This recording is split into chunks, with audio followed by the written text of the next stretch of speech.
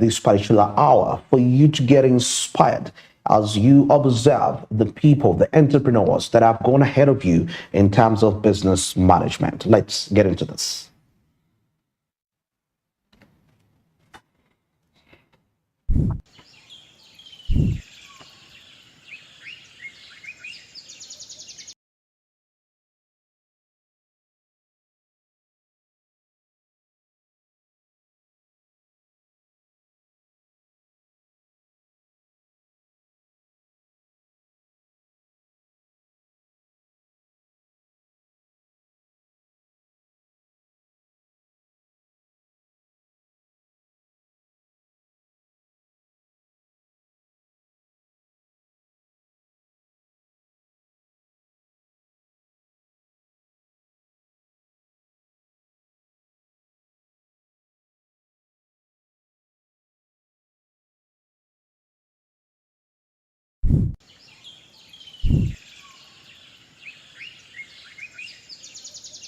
As we await in there for the tips to be sorted. Andrew, I was reading and I know I bumped into something quite interesting about mindless scrolling. Mindless scrolling. What is it about? You know, mindless scrolling, where you be on your phone and you're scrolling like, you're like, that's the only thing you can do, like being online on social media. Yeah, and of course it says our digital devices have become extensions to ourselves, but mindless scrolling through endless feeds can take a toll of our mental health. Let me tell you now what this entails.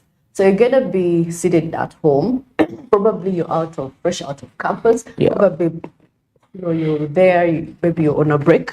And of course, everything that we see on social media is edited and scripted. Yeah, absolutely.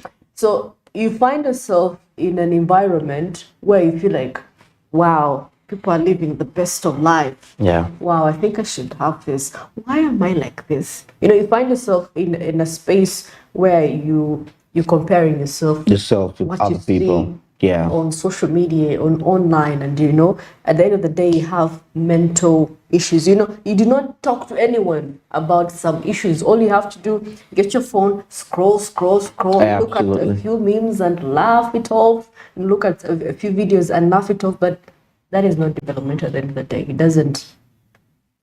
It has not created space. Actually, in this generation, this era, someone said we are in a generation where we are full of sad people. People are very sad.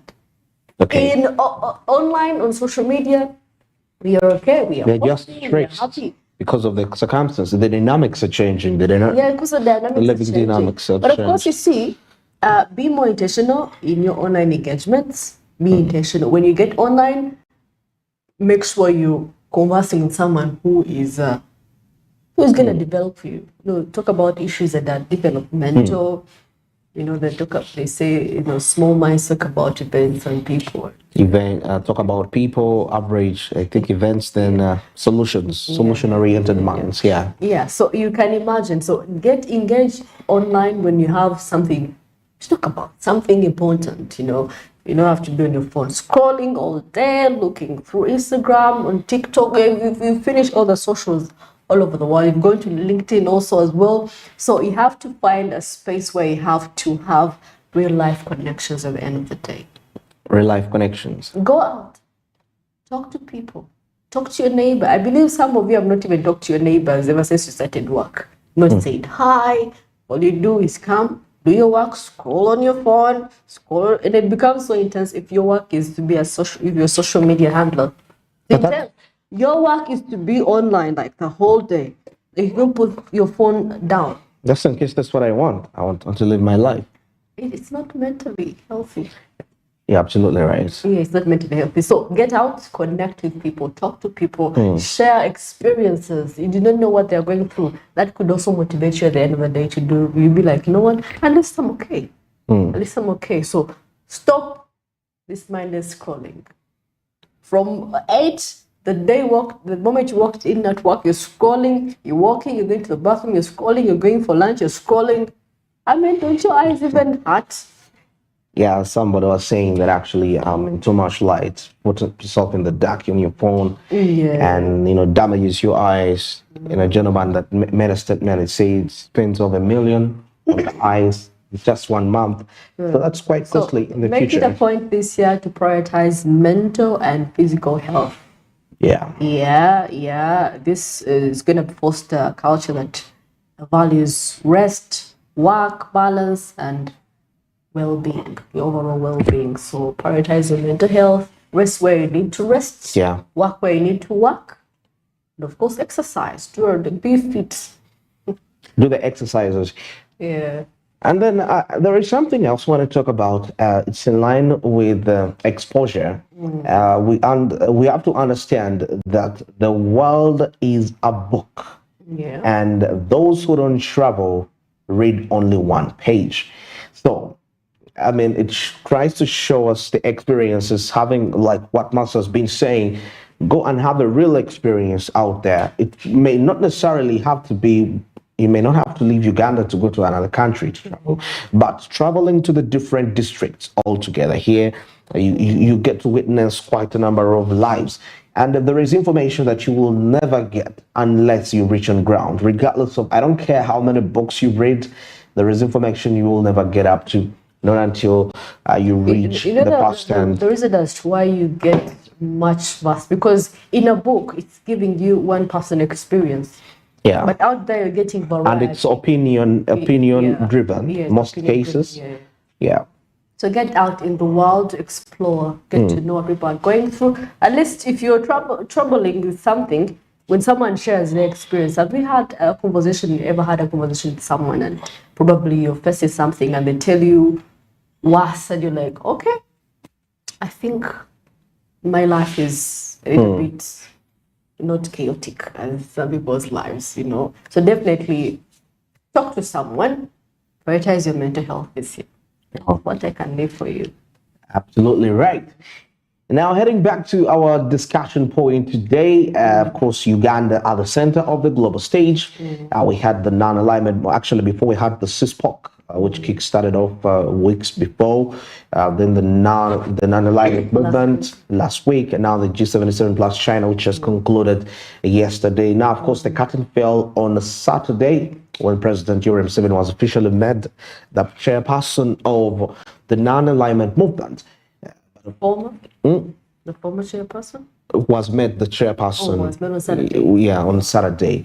And now he also, that's when we had the G77 plus China summit and also coming in through. Chair, he's going to chair that and for the next 1 year. It's quite a huge responsibility, actually, if you looking at Uganda. And of course, I was telling the viewer out there, someone was thinking about the national context. How can we be given this responsibility yet as a nation? We are not, I think every member state has a right to host. They have to have a chance to host these events. Regardless of whatever situation, whether you're having a global, you're having a crisis, at least every member state is supposed to be given a chance. Yeah, which is okay about member states holding these conferences, but we should get to understand the actual cause as to why this was implemented. Because it was a little bit active in the past years, but later it kind of disappeared. And at some point, you may say that probably the framework, because you see the global dynamics have changed over time. The issues that were the Cold War politics, away from just the politics, it had its own dynamics within. But now, as time has passed by, there is shifting priority in global focus. We are seeing new powers emerging. So I would really anticipate that even in the framework that guides the non-alignment movement, there is a little bit of adjustment to align to the current global demands, not sticking to the oldies. Or we can modify the principles, sovereignty, equality, and so many. Actually, there are like 5 principles of NAM, and it's human rights is also part of that. And like many people say, most of the countries that are involved within the NAM normally have similar issues. They are grappling. First of all, they are broke. Look at maybe most of that's them, the poverty largest number levels. is African countries. African countries, you look at democracy systems are not efficient, you know, and when you also get to examine all this, you get to see how Uganda is standing at a center of great responsibility to make sure that it can merge the different interests and also prove to the world that the picture you've been having about us, the diplomacy and all these perspectives is not actually right. This is exactly who we are. So President Yoweri Museveni has to ensure that because the NAM is not it wasn't a Ugandan summit. It was a global summit. It was an international summit. So that means all the participants that had to be a part of it had particular interests. A part of the declarations that were signed, we had the outcome declaration, we had the Kampala declaration, and the political declaration on Gaza. And I'm so grateful that a majority of because Iran sent its representative, that is the vice president, to come in here, and they were concerned about the Gaza war, and it's part of that. So how is Museveni actually going to cope up with this? To convince the international community to come up with an action plan to combat the Gaza war, which maybe if it's not if it's not kind of tampered with at early stages, it would have disruptions, most especially when it comes to supply chains of fuel in the country. So that really calls upon that. Now, another aspect comes in that part of the discussions around these summits were in reforms of the international financial architecture, most especially in line with the Bretton Woods institutions, talking about IMF, talking about the World Bank, and we are trying to tell these countries, you should lend us a certain way. It's interesting. But then the person you're lending money a certain way doesn't use that money rightly. Because yesterday we saw a record when even at Davos in Switzerland at the World Economic Forum, the biggest issue the biggest point of discussion was Africa's debt. $1.8 trillion is a lot of money. Imagine an increase of 183% in debt as of 2022. Now, what is the issue? Now, I'm trying to understand that we are trying, okay, I understand we are part of NAM, Uganda, and all these perspectives, but if we are trying to ask for adjustments when it comes to friendly policies when it comes to we're receiving money from IMF and the World Bank, then why are we having our dates amounting to currently now 97 trillion as we speak right now for Uganda? So I even don't know, probably later on as we proceed in the next month, we shall have exceeded, taking a look at a little bit of budget requirements. You know, I'm seeing the other time the Defense Ministry was advocating for security for the oil pipeline, and they were requesting for about $2.2 billion, roughly around that expenditure. You know, we saw recently the Foreign Ministry was in request for about $15 billion to chairman since Uganda is going to be chairman, but this 15 trillion rather was to help in championing the NAM chairmanship activities, you know, Uganda's chairmanship activities. So all this prospect. So you see, where is this money going to come from? And taking a look at the target we have of $1 billion of investments, that is at the forum, at the business forum, at Serena Hotel. So we have quite lots of aspirations, yet we have quite lots of responsibilities ahead, which require a lot of money. I was so amazed with the Namibian personnel when he mentioned something that the reason as to why even, because instead of borrowing, instead of borrowing this money, why don't we increase foreign direct investment? You know, that's the first perspective.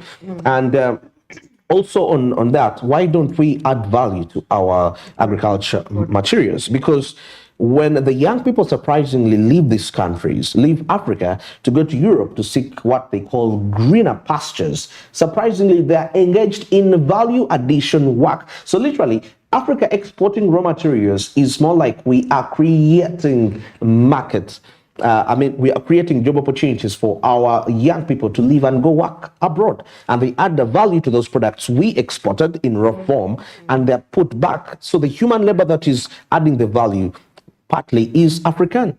So if we can produce fully finished products, that means there is no need for value addition. We export a finished product, so it's not coming back to us. But the bigger picture is that we are losing twice: the money, and we are also losing potential labor, because these people are employed in these very factories that add value to the cocoa, to the coffee that is exported back to you. So exporting raw materials, we are creating more employment opportunities for people to go into modern day slavery, to make it short. Well, of course, you talked about that, and I just remembered the fact that almost 2 million jobs are going to be created this very year. And of course, talking about job opportunities, and of course, an avenue that has been created. Of course, talked about the brain drain. I don't know if it's called the brain drain. The brain drain. It is. Yes. I believe it's about mindset at the end of the day. And of course, you talked about income. Income, yes.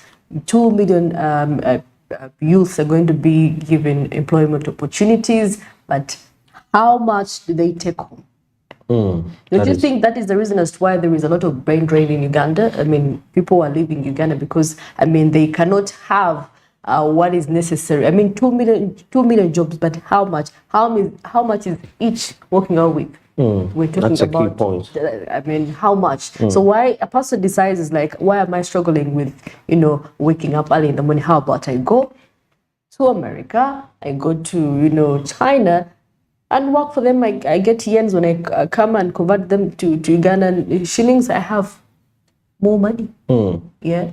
So we have to also look into the minimum wage issue. But of course, I know it has also issues when it comes to investors. When you put that standard of minimum wage, they kind of hesitate. They're like, oh, so you can imagine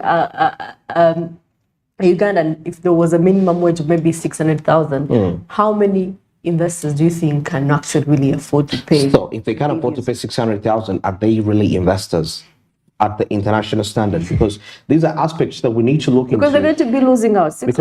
Because recently, when I was also with the spokesperson of the Private Sector Foundation, we mentioned something. The day Angola said that it's interested in making coffee and our oil. I mean, I was trying to understand, do they do a background checkup of these companies, their potential? Because we need to see, okay, you are pledging in Uganda. Which other areas have you invested in? Which other countries have you invested in? And to what degree have you been committed to your investment that you pledged? So all these perspectives play out. Because otherwise, if you're investing in Uganda for the first time, some of them are even briefcase investors. They're not really investors. You see, it shows you that colonialism is still at power. Because we see a white man, of recent, this one which goes on investor, whenever they see somebody white, they call him investor. So that mindset, and it's so surprising that it's even crippling into the top people, which I don't, because I'm coming from any country, and I have a white skin. I don't qualify to be an investor because I'm putting on suits, I'm putting on a tie. I have a few dollars, like maybe I have like $100,000. Can $100,000 really invest something? If we are to talk about, because $100,000, billions of it needs billions of money. Yet on top of that, they don't pay taxes. Last year we had tax waivers of about 1.2 trillion. People, and these are the biggest beneficiaries.